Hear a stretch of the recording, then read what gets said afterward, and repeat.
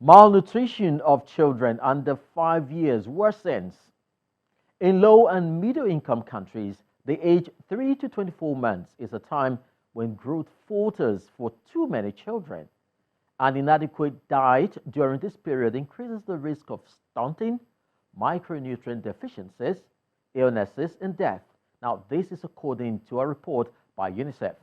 Now, a typical example of malnourishment may be playing out in Baimina village of Kudi local government area of Jigawa state. Now, Channels television crew went on an eyewitness visit and now will present this report.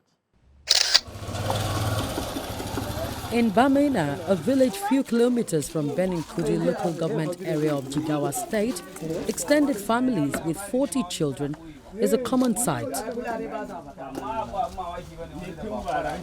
Malam Dao Bello, a farmer and one of the 6 husbands in the family, has 11 children and 2 wives.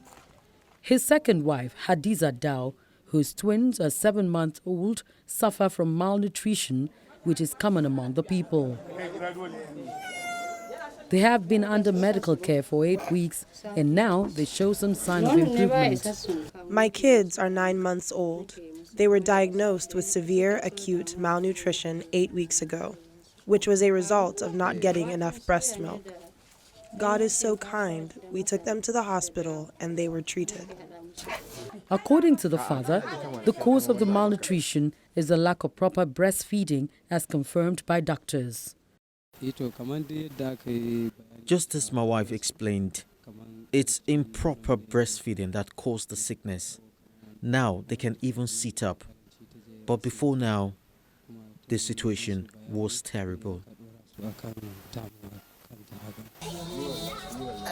A 3-year-old suffering from stunted growth after battling with acute malnutrition is the situation of Isa, who still looks like a baby. His mother said they were misled by a traditionalist who told them their child had problem around his stomach. She alleged that the treatment offered by the herbalist failed, so they opted for the hospital. Once every 2 weeks, mothers bring their malnourished children to the center for treatment. And today, like every other day, new faces suffering from acute malnutrition appear.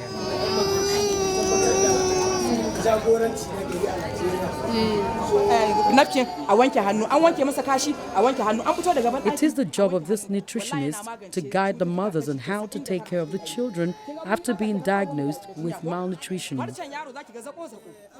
The weights of the babies are taken to determine the treatment, and nutritious sachets of feeds are given to the mothers for their babies.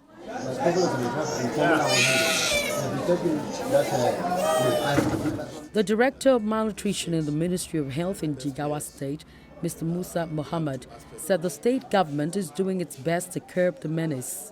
We have already established 64 health facilities whereby treatment of children that are affected with severe acute malnutrition are being treated.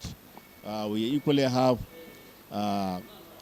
over 12 general hospitals whereby children with malnutrition and complication are referred to for further treatment. So you can see Jigawa State, in collaboration with other partners, particularly the UNICEF, is doing a lot to reduce the menace of malnutrition. That is the issue of curative.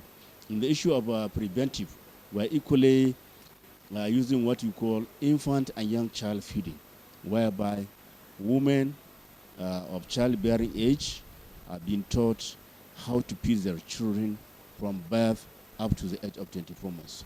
While the director is of the opinion that the number of malnourished children has reduced, Ms. Chioma Kano of the Civil Society Legislative Advocacy Center, CISLAC, in Duse, believes the number is increasing.